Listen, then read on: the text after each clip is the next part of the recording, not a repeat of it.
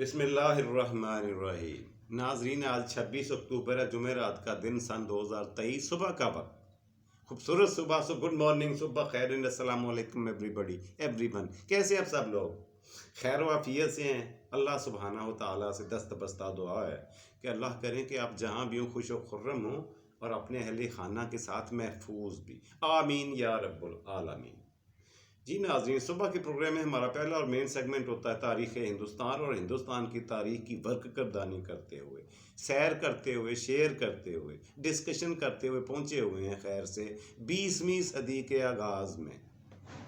20ویں صدی ہم شروع کر چکے، 4000 سال پہلے سے شروع ہونے والی یہ تاریخ، یہ ہمارے لیے ایک نحیف سی چھوٹی سی کوشش ہے کہ اسے ویڈیوز کے ذریعے مکمل اور محفوظ رکھا جائے، تاکہ آنے والے وقتوں میں بھی کسی اسٹوڈنٹ کو، کسی شوقین کو سننے کی، دیکھنے کی، سمجھنے کی اگر خواہش ہو تو وہ آسانی سے انٹرنیٹ سے دیکھ لے۔ بہرحال 20ویں صدی کا آغاز ہوا جی۔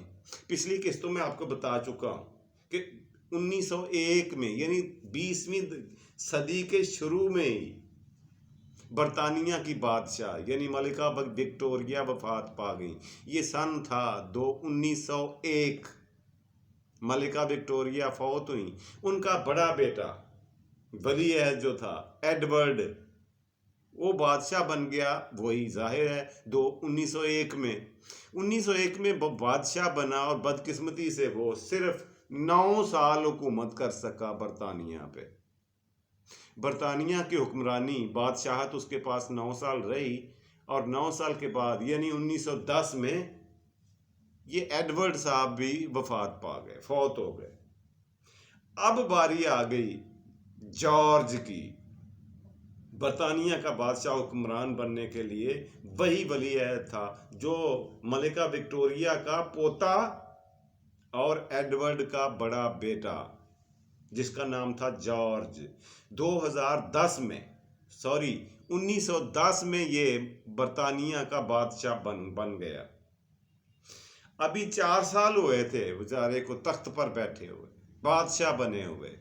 سن تھا 1914، اور ایک بہت بڑا افسوسناک سانحہ جس نے پہلے تو یورپ کو، پھر امریکہ کو، اور پھر ساری دنیا کو اپنی لپیٹ میں لے لیا، یعنی پہلی جنگ عظیم، فرسٹ ورلڈ وار۔ یہ 4.5 سال تک رہنے والی جنگ 1914 میں شروع ہوئی اور 1918 تک چلتی رہی۔ ناظرین، یہ دنیا کی سب سے بڑی جنگ تھی، جس میں ایک نہیں درجنوں ممالک دونوں سائیڈوں سے ایک دوسرے کے خلاف لڑے، اور لڑنے والوں کی تعداد، جنگجوؤں کی اور فوج کی تعداد، ناظرین کہا جاتا ہے، تاریخ کی کتابیں بتاتی ہیں 1 کروڑ سے زیادہ تھی، جنہوں نے اس براہ راست، جن فوجیوں نے اس جنگ میں حصہ لیا۔ more than 10 millions، یعنی 1 کروڑ سے زائد فوجی اس میں حصہ لینے کے لیے کودے، اور مرنے والوں کی تعداد تو ظاہر ہے پھر لاکھوں میں ہوئی، اور زخمی ہونے والے جو تھے وہ بھی کئی لاکھ میں تھے۔ اچھا، 2 گروپ تھے جنہوں نے یہ جنگ شروع کی۔ گروپ 1 جس کو ہیڈ کر رہا تھا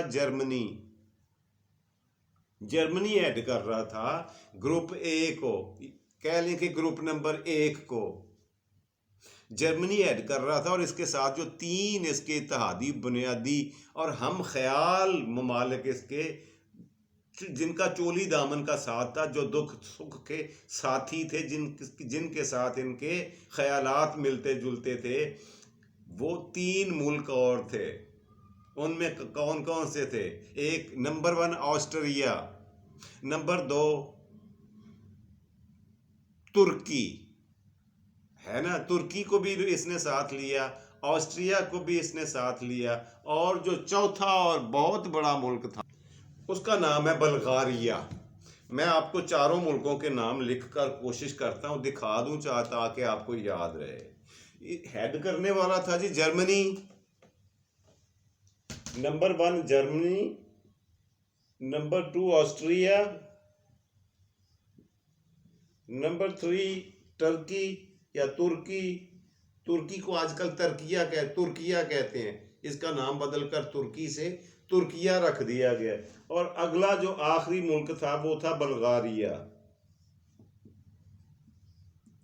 ان 4 ملکوں نے آپس میں کٹ کر کے صلح کر اپنی باہم مشاورت کے ساتھ جنگی پلان ترتیب دیا، لیکن شروعات میں یہ 4 نہیں تھے.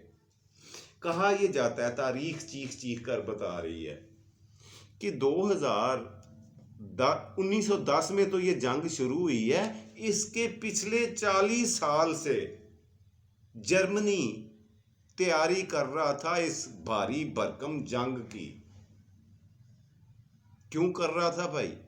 جو تاریخ کی کتابوں سے اس کا بیک گراؤنڈ ہے یا جو پس منظر ہے، اس میں مجھے تو کوئی چھوٹی چھوٹی بہت ساری چیزیں ہیں، لیکن جو 2 بڑی چیزیں مجھے نظر آئی ہیں وہ تھی نمبر 1 حسد اور نمبر 2 انا، ایگو. یہ تھی وجہ جرمنی کے پاس. بہرحال جو گروپ بی تھا اس میں، یعنی جن پر حملہ کرنا تھا، جن کے خلاف جنگ لڑنی تھی، اس میں 6 بڑے بڑے ملک شامل تھے. ان کو ہیڈ کر رہا تھا برطانیہ. وہ 6 ملک بھی میں آپ کو گنوا دیتا ہوں. نمبر 1 ان میں شامل تھا بیلجیم. Number 2 France. نمبر 3 امریکہ. نمبر 4 برطانیہ. Number 5 Italy. اور نمبر 6 یونان.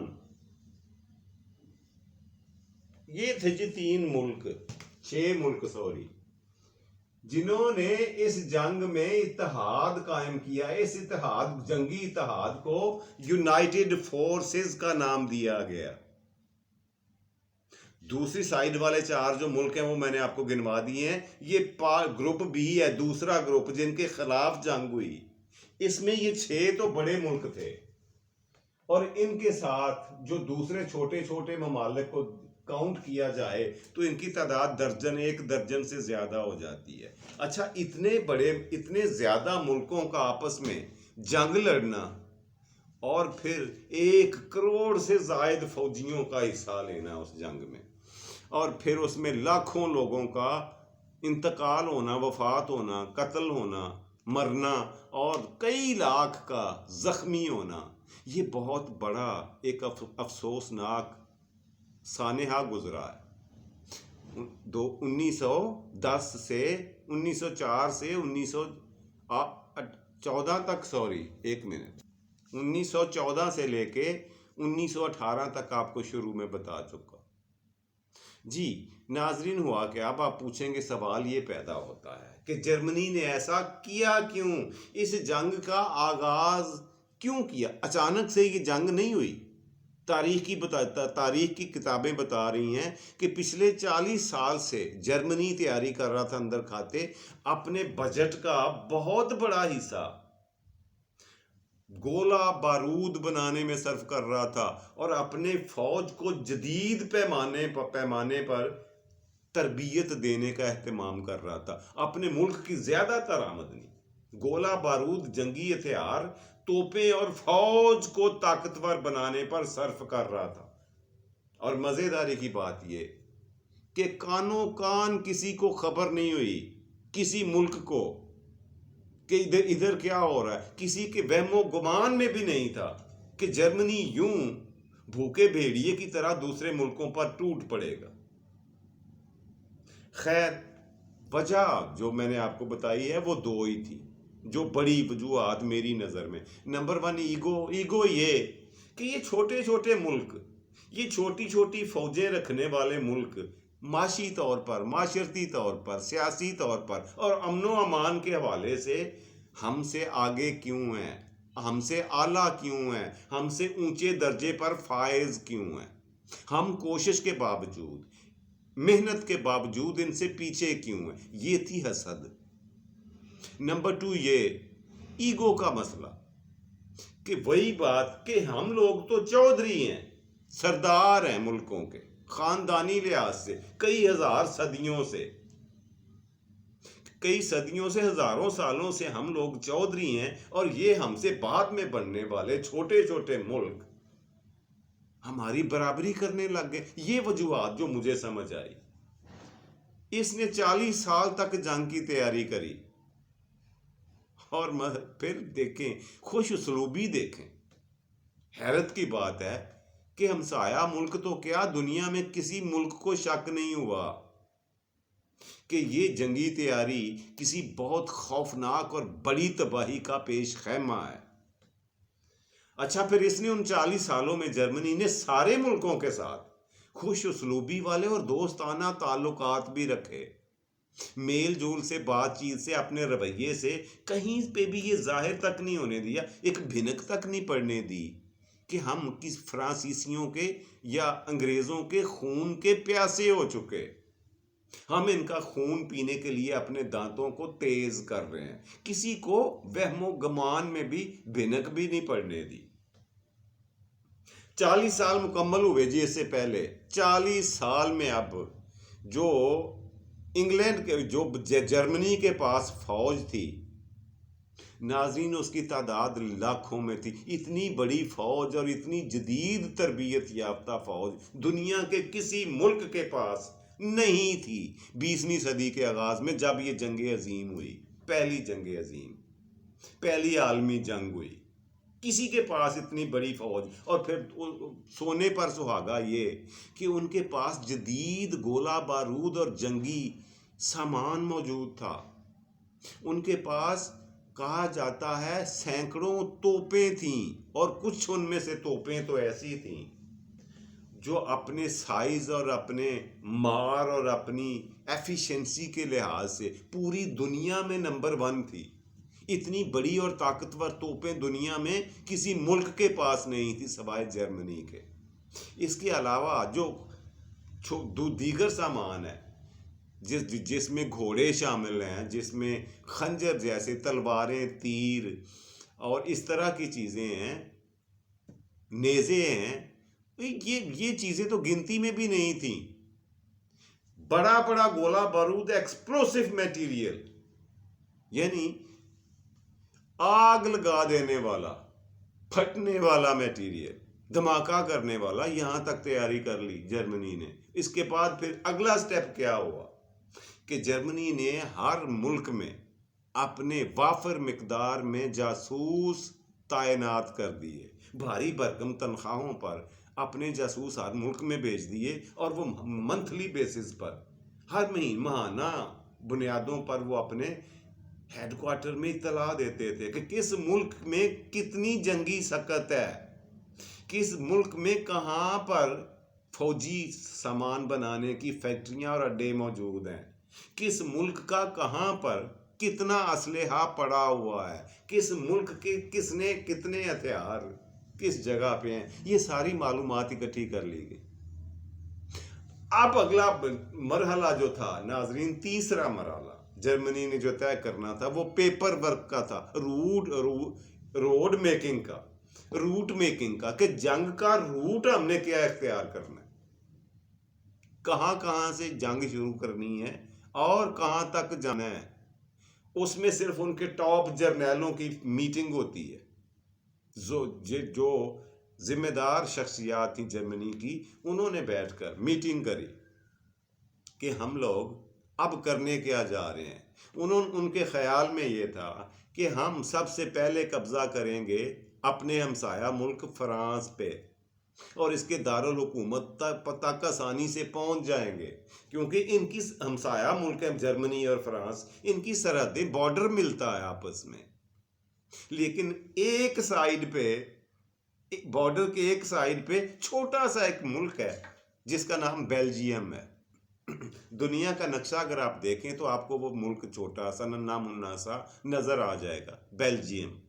اب انہوں نے وہ روٹ منتخب کیوں کیا فرانس میں داخل ہونے کے لیے؟ اپنی سرحد سے، اپنے بارڈر سے داخل ہو سکتے تھے، لیکن انہوں نے انتخاب کیا بیلجیم کے روٹ کا کہ اس ملک سے ہوتے ہوئے جائیں، وہ ہمارے لیے بریڈ اینڈ بٹر ثابت ہوگا۔ اس کے پاس اتنی سخت طاقت کہاں سے آئی؟ واقعی وہ نہ ایک کمزور ملک تھا، کمزور ترین یورپین کنٹری تھا، اس لیے اس روٹ کا انتخاب کیا گیا۔ اور جرنیلوں نے یہ یقین دہانی کرائی کہ ہم بیلجیم کو کراس کر کے فرانس میں داخل ہوں گے اور 10 دن کے اندر ہم فرانس کے دارالحکومت پیرس پر قبضہ کر لیں گے۔ یہ تھی حکمت عملی۔ اگلا اقدام کیا سوچا ہوا تھا؟ اگلا اقدام یہ تھا کہ پھر فرانس فتح کرنے کے بعد اس کے ہمسایہ ملک برطانیہ پر پوری طاقت اور جرت کے ساتھ حملہ کریں گے، اور یوں ہماری دھاک اور بہادری دلیری کے ڈنکے بج جائیں گے پوری دنیا میں۔ ہوتا رہا، چلتا رہا یہ کام، پلاننگ ہو رہی۔ برطانیہ کو فتح کر لینے کے بعد کہا ان کی سوچ یہ کہ پورے یورپ پہ ہمارا قبضہ ہو جائے گا اور ہماری اگلی اور آخری منزل ہوگی ہندوستان، کیونکہ جو خزانے، جو مال، جو منڈیاں اس کو ہندوستان میں نظر آ رہی تھیں وہ دنیا میں اور کہیں نہیں تھی۔ خیال یہ تھا کہ وہاں جائیں گے ہندوستان میں، وہاں جا کر انگریزوں کو بھگائیں گے، کیونکہ وہاں پہ ظاہر ہے انگریز کی حکومت تھی براہ راست۔ ایسٹ انڈیا کمپنی سے بھی اختیارات واپس لے کر تاج برطانیہ نے اپنے ٹیبل پہ اپنے پاس رکھ لیے تھے، وہ خود بذات خود دیکھ رہے تھے سارے معاملات کو ہندوستان کے۔ وہاں سے ہمیں بڑا مال متاع ملنے والا ہے، مطلب جرمنی والوں نے سوچا وہاں پہ جا کر اتنا مال لوٹیں گے، مندروں سے، جاگیرداروں سے، شہزادوں سے، بادشاہوں سے، نوابوں سے اتنا مال و متاع لوٹ کے لائیں گے کہ ہماری ملک یعنی جرمنی مالا مال ہو جائے گا، پوری دنیا میں مالی لحاظ سے نمبر 1 طاقت بن جائے گا۔ اس کے بعد ہم نے ہندوستان کو خالی نہیں چھوڑنا، بھاری بھرکم ٹیکسز لگائیں گے وہاں پہ ہندوستان میں۔ کس پر؟ تاجروں پر، کاشتکاروں پر، اور دیگر جو پروڈکشن پیداواری جو محکمے ہیں ان پر، فیکٹریوں پر۔ اور وہاں سے جو زر مبادلہ، جو پیسہ روپیہ میں ملے گا وہ دنیا میں اور کوئی۔ اس کی وجہ تھی ناظرین، وجہ یہ تھی کہ ہندوستان وہ واحد ملک تھا دنیا کا جہاں پہ سال میں 4 موسم دستیاب ہیں، تھے اور ہیں بھی 4 موسم۔ ایسے ماحول اور حالات میں کاشتکاری یعنی زراعت کا کام بہت بہت بہت بہتر ہو سکتا ہے۔ ہر طرح کی سبزیاں، پھل اور فصلیں کاشت ہو سکتی ہیں، اور ایسا ہی ہو رہا تھا۔ یہ چیزیں ہندوستان کو ایک تجارتی منڈی بنانے میں کامیاب ہو گئی تھی، اور ہندوستان میں خاصی خوشحالی آتی جا رہی تھی، خاص طور پر ملکہ وکٹوریہ کے زمانے سے لے کر، کہ امن و امان پہ قابو میں رکھا، گوروں اور ہندوستانیوں کو برابر حقوق دیے، اور یوں امن بحال ہونے کی وجہ سے، جنگوں کے خاتمے کی وجہ سے، آپسی لڑائیوں کی خاتمے کی وجہ سے ہندوستان ایک منڈی بن گیا، نامور منڈی۔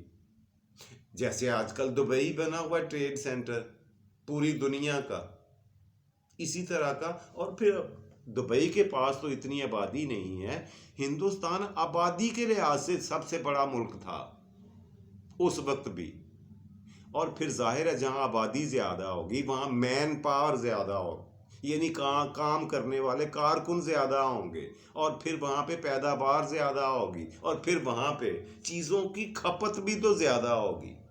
ایکسپورٹ امپورٹ کی ضرورت سب ملکوں سے زیادہ یہاں تھی۔ یہ وہ منزل تھی آخری جرمنوں کی جو صرف ابھی پیپروں پر تھی، کاغذوں پر۔ ہوا یہ کہ انہوں نے 2 محاذ بیک وقت کھولنے کا فیصلہ کر لیا، غلطی کر لی۔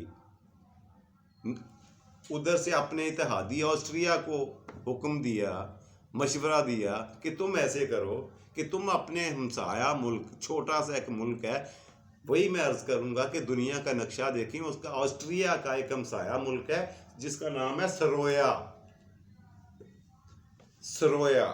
وہ ایک چھوٹا سا ملک ہے۔ آسٹریا کو یہ کہا گیا کہ تم ادھر سے سرویا پر حملہ کر دو۔ سرویا جنگ کا آغاز وہاں پہ ہو، ساری دنیا کی توجہ اور دوڑ دھوپ ادھر ہو جائے گی اور ہم بیلجیم کے رستے فرانس میں داخل ہو جائیں گے۔ اسی سوچ کے ساتھ جنگ کا آغاز ہوا جی۔ یہ تاریخ ہے ناظرین، نوٹ فرما لے، 4 اگست 1914، 4 اگست 1914 جب پہلی جنگ عظیم شروع ہوئی۔ اس دن کو فوری طور پر جی حملہ کر دیا، پلان کے مطابق، روڈ میپ کے مطابق، نقشے کے مطابق جرمنی نے بیلجیم پر۔ بیلجیم، اب جو بیلجیم کی ایک کمزور ملک تھا، امن پسند لوگ تھے، وہ جنگ نہیں چاہتے تھے، کسی کے کو مارنا مرنا نہیں چاہتے تھے، لیکن کمال بہادری کے ساتھ انہوں نے خلاف توقع جرمن فوجوں کا مقابلہ کرنا شروع کر دیا، اور فوری طور پر انہوں نے لیٹر لکھا، اپنا مراسلہ بھیجا، کس کو؟ برطانیہ کے بادشاہ جارج کو، کہ فوری طور پر اپنی فوجیں ہماری مدد امداد کے لیے یہاں پہنچے، ورنہ یہ آگ بڑی جلدی آپ کی ملک میں، آپ کے گھر میں چلی جائے گی، اس کو یہیں پہ روکیں۔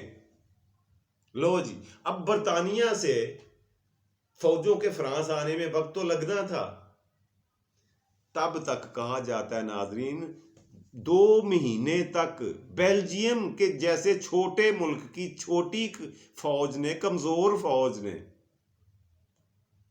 کمال طور پر جرمن فوجوں کو روکے رکھا، ان کی پیش قدمی کو روکے رکھا، اور کہا جاتا ہے جنگ کے آخر تک جو بیلجیم کا بادشاہ تھا اس نے اپنے دارالحکومت تک پہنچنے کی رسائی نہیں دی، جنگ کے خاتمے تک بھی ایک ملک کا ایک بڑا حصہ پھر بھی بیلجیم کے پاس رہا۔